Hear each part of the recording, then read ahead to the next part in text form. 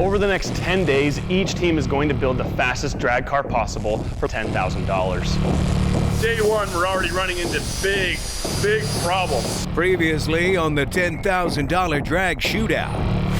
Are they really gonna put it there? Who the f does that? 2020, bro. You wanna see at the racetrack how much they know. We were given a set of rules to very begin with. You know, we have to play by those rules. You know, out there it's cutthroat. They'll lie, they'll throw you off, they'll stab you right in the back. When I'm strapped in the car by myself, I've got the door closed. You don't know when that arm's gonna drop or the light's gonna come on. It's just a lot more risk, more wild.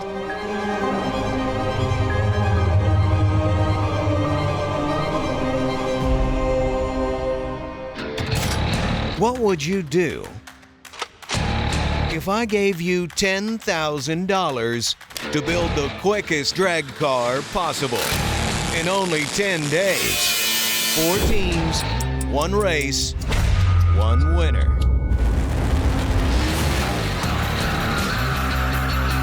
I may be out of my element, but he's out of his league. If you're gonna play the game, you gotta play chess, not checkers.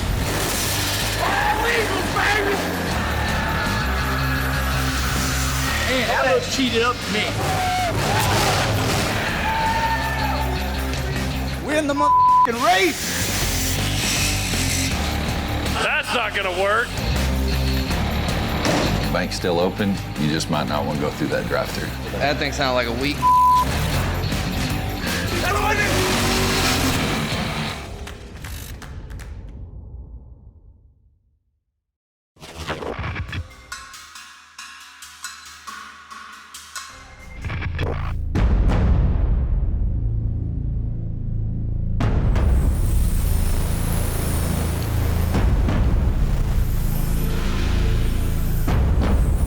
So I wasn't sure if they were actually gonna mount the turbo behind and on top of the cab. Sure enough, they are mocking it up and getting everything mounted right now. So that is actually going to be where the turbo is gonna be mounted. We mounted ours up on the frickin' roof. Ours is 6 foot, 7 foot off the ground. We strapped it to an engine hoist. You know, we took our time, we did it right. For season 3, the turbocharger rules, it's an 80 millimeter cast wheel turbocharger as OEM specifications. There's tolerances in everything, so maybe there's a chance that the exhaust wheel, the tolerance is a little on the plus side. You know, 3 millimeters maybe. So, but you get what's a plus and minus, right? So we're just gonna plus, you know, we're on the plus side of a normal exhaust wheel size. We were given a set of rules to very begin with before we ordered parts. Those rules are the official rules of this competition. Team Mac turbo was larger than OE specs. It had an aftermarket turbine wheel and turbine housing in it.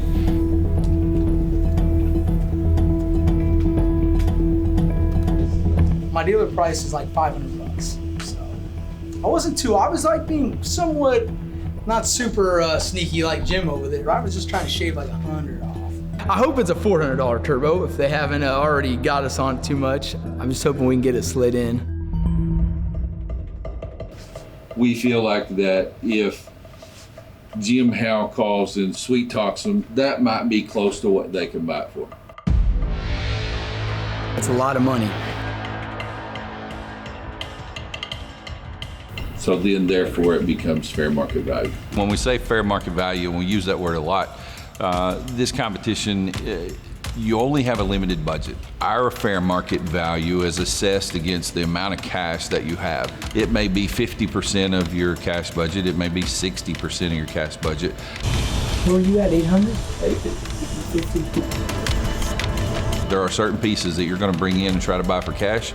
It's going to be detrimental to the amount of cash that you have available. We consider it fair market value. I'm good with that. So approved and accepted. Adam. So good. Damn, couldn't slide that thing through, man. The best way to keep a secret is not to tell anybody, so That's how this thing has played out. I didn't make the rules. I just got to play by them, or at least play in them. I'm not saying that they knew, but I'm saying that they knew. They are swapping their turbine housing and their turbine wheel because the one they submitted might have been a little too big. Immediately after that, there was some pretty heated discussion over in our area. We don't want this thing tied up over an argument for $800. These guys that are way behind or anything like that on their schedule, they could easily pass us with a couple good days. So that turbo not getting in totally our budget.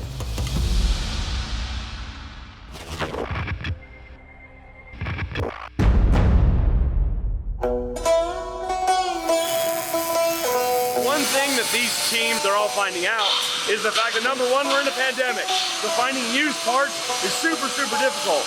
Number two, they're in a location they're not familiar with. If they were back home, they could find parts from their buddy down the street, or they know where all the parts stores are. They know where the wrecking yards are. Here, it's really difficult. Because of the pandemic, nobody even wants to go outside. So Summit has them locked down on all their brand new parts, but the used parts, everybody is finding a real struggle finding them, let alone buying them and getting them on the car. They asked us earlier how we're on our budget, which is a funny question right now because we're doing great.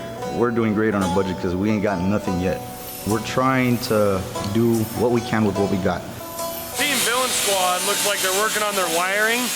They're using all Ron Francis stuff. They got 6 separate switches, and it's really nice too because the bare bones wiring kit is made specifically for race cars. So you got like 3 relayed panels, and you also have like 8 fused separate circuits, so you can have fuses on a lot of different things. Everything's color coded, making the wiring the car super simple, which is exactly what you want when you're under time restriction like these guys are on these builds. They're using the parts that they have, but they're to the point where they need an engine, they need a transmission. Heck, they even need a rear end, and they can't even find them.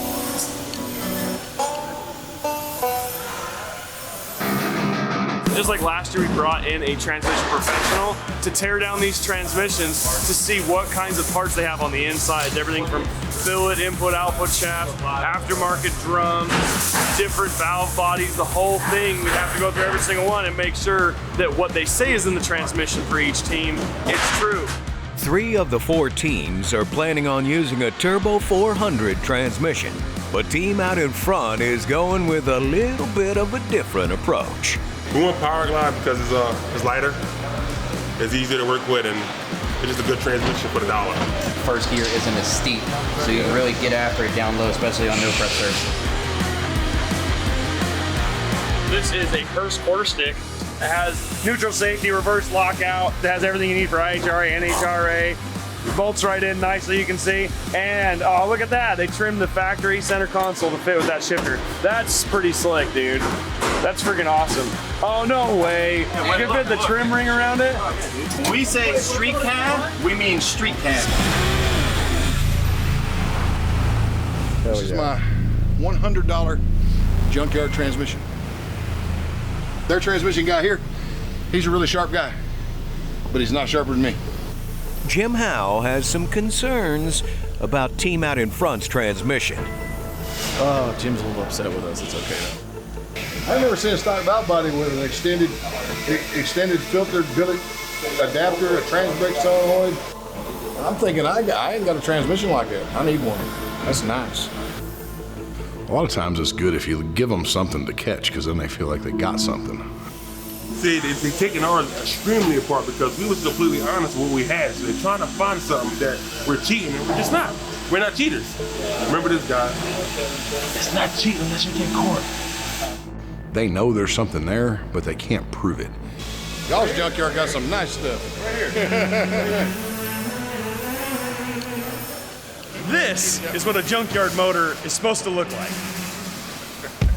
We're using a 6-liter LS E85 build, stock heads, stock block, stock truck intake.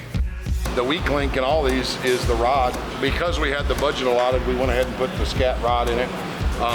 Good bolts, ARP main studs, ARP head bolts. Try to make it as solid as we can. Total Seal is providing all of the piston rings for the teams. They also worked with Molly to make sure they got the right ring packs, and right now these guys are they're file fitting the rings and making sure everything is good and they're sealed up tight just like they're supposed to. Now, the top ring is a C33 nitride coated ring. The second ring is a normal Napier style iron ring, and on top of that, Molly is providing custom pistons for all the teams. You can get them in different compression ratios, you can get them with lateral or vertical gas porting, different wrist pin sizes. Moroso kicked in a high flow oil pump. Now this thing flows 18% more than a factory oil pump to give you a new oil pickup, and they're also giving each team a new oil pan, a nice fabricated welded up steel construction. It's going to give a little more added capacity. It's always better to have nice equipment like this, especially in the oil capacity area and as well as the oil flow. These teams have everything dialed in to make sure the bottom end is really strong on every single engine. Man, that looks cheated up for me.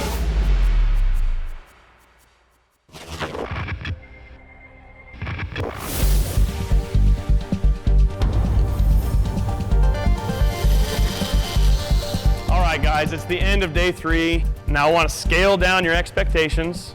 We got one more little competition coming your way. You can win a Holley HP EFI system. It's got all the inputs and outputs. It's gonna work perfect for your cars. Second place, you get a fuel system from Holley.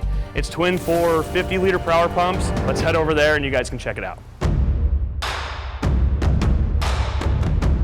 Well, when we walked around the corner, I saw a bunch of RC cars and like a drag strip set up, and I was like, all right, this is pretty cool. You guys keep throwing curveballs all over the place. This is the RC Drag Racing Challenge. I'm here with my friend Ralph with the Scaled Drag Racing Association. Give us a little bit of background on cars we're going to see racing tonight. Okay.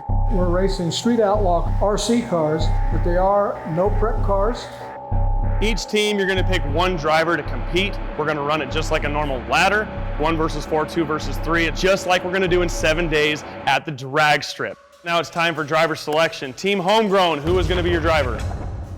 I have one of those very cars. I was like, we got a distinct advantage here. It's out in front. Who's your driver? You gotta get the car down the little track. Team Mac, who's your driver? I felt okay about it. I got some RC cars at home, but I've never done any drag racing type stuff with them. And lastly, Team Villain Squad, who's your driver? You're racing yourself and you're racing the track. You're racing the lane. One lane might be better than the other. He actually has a controller set up to where it would take off at 30%. You could hit a button on it, it would go to 50%. So it's kind of like a boost scramble button.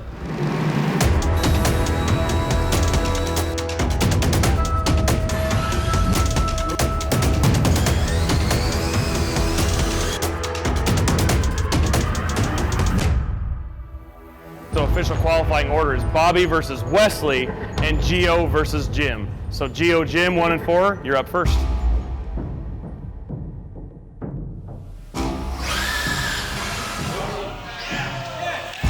I don't like to be beat. We're highly competitive. Got a little greedy, cross the center line. Gio just won because Jim crossed the center line. And that's typical no prep action. Next pair. And then going into eliminations, we got Wesley first round with Team Mac. Okay, whenever you guys are ready, come and bring them on in. We both staged and everything, and you treat it just like you're driving a normal race car. So you stage everything, do your burnout.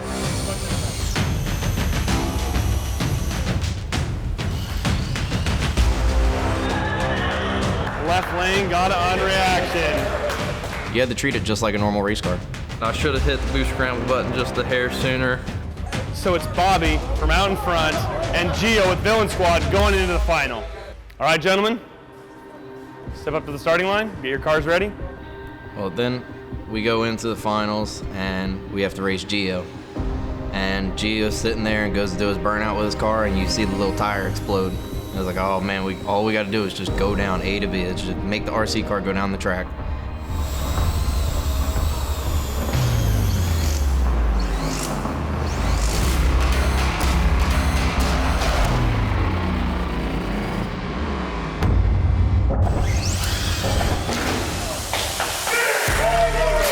Bobby out in front is the winner of the third challenge. That's an extra $1,000 in the budget freed up now, so that was actually a really big deal for us. That was a really big win. It is what it is. It's part of the race, part of the game. Bobby, and out in front, here is your Holley HP EFI system. Congratulations. Good job, you guys. And the Holley HP was a big win for us because we had a Terminator in our Summit cart, a whole Terminator X kit. And for second place is the Holley fuel system. It's got two 450-liter power pumps, and it'll fit any fuel cell you want to bolt it into. And he just got lucky with them. It is what it is. It's part of the race, part of the game. And there's only 7 days left to see who wins the race, who wins their car, and $10,000.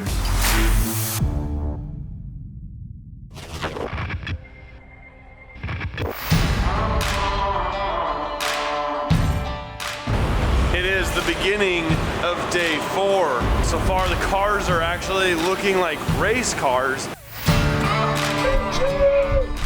The old gap train coming around you. You know, the engine and transmission and everything was a little later getting here than we were hoping. Looking good. Got that stock intake, stock alternator bracket, stock balancer. It's pretty dang stock. If I remember right, at least 4 bent rods. Motor-wise, it's aluminum 5.3. Did that basically, it saves 110 pounds. Team Max said they were going to run bent factory rods that had been bent from like insane stoner pressure and boost, right? Nobody believed them, nobody believed them. Their engine got here, and literally every single member of almost every single team has come over to verify that the connecting rods are for sure bent. And there's no doubt they are clearly bent, and a couple of them are even bent like this and twisted, and they're gonna run them. It's hilarious. We're gonna put that engine, just like it is, into that truck. For us, stock bottom in, that's kind of like what we do. We're pretty well known for it, sometimes notoriously, sometimes in a good way, but we have a lot of experience with it. We kind of know where the limit is of how hard you can push it before you break it. And that truck right there, with that turbo on the roof, ain't gonna make 1,000 horsepower with a stock motor. Stock. Oh, what? Not possible. Oh man, all day. I tell you what, if they break 1,000, we're gonna break 1,000. I was born at night, it wasn't last night, but I mean, it is what it is. Like, we'll find out. Yeah, just wait. Let's go make it. Are we placing wagers? The storm is coming.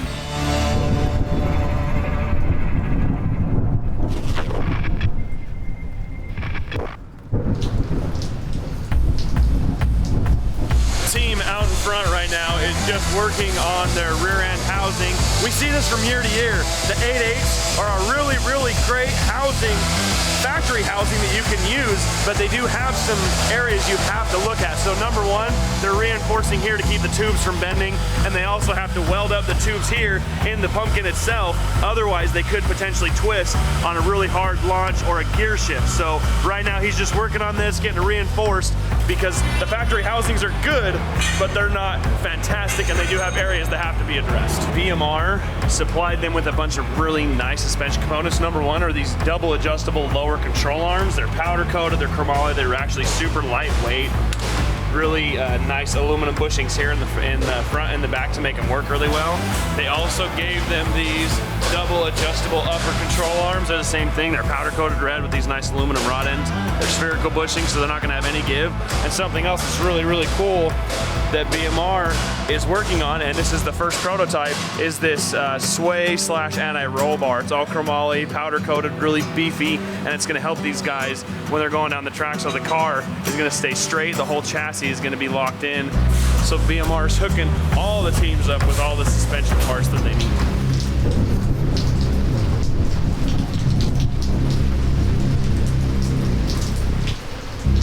The unique situation happened today. We had this torque converter. The team wants it for $100. Their explanation, at least on through the process, was just an old used converter that might work for their turbo LS build.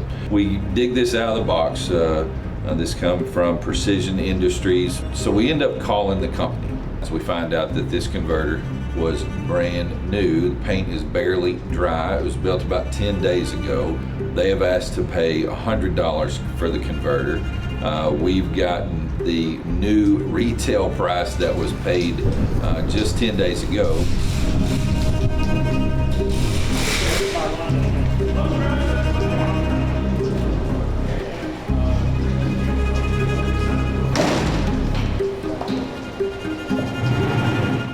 I'm under the truck, so I can't see anything else that's going on. And I hear Nick talking to him, and then Nick comes over and is like, hey dude, you need to like go over there. I think he needs to talk to you. I'm like, all right, no big deal. You know, I'm all pumped up and happy about to finish wiring this dang thing up. You can tell it's been hot a few times. Gotcha. But we only need to last 6 passes. Right. And go faster than them. I should have known it was trouble right then. The converter's on the table, and all the other teams are just like, they're really happy, which means this probably isn't good for us. How many drag weeks has this thing been through? This one through at least one Rocky Mountain Race Week. Really? Lonnie's like super good about allowing you to hang yourself. It's like he gave me a lot of rope to run with. Looks like you got hot. It's, you know, you get up on that two-step in the mountains trying to get the get her to spool up. That can happen sometimes. We might have, you know, put a little heat to it before he brought it, so it kind of looked worn and used. And you know, so he asked about what it came out of, if it was my car or another guy's car, and so I explained, you know, had a story I thought was reliable, roughly. Let me tell you a little bit about what I know. Okay. So there is part numbers Okay. on a precision converter, and they keep very good records Okay. at Precision. He expressed that he had built this pretty recently for Mid-America Customs. Okay. The end result is that we found out that this converter was just weeks old. No. Yeah, Lonnie kind of laid it out. Everybody else was loving it. I was getting murdered up there. I was really wondering where some of the guys on my team were like, help me, bail me out, man. I'm like over here drowning. And none of them were coming to the rescue at all. You know, where are we going to be? Are we going to have to do another counter?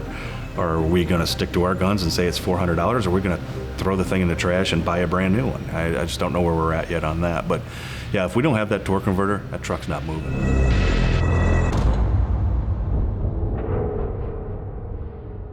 Next time on the $10,000 Drag Shootout. Really slid one under the radar there, boys. Oh, you got a Lewis car?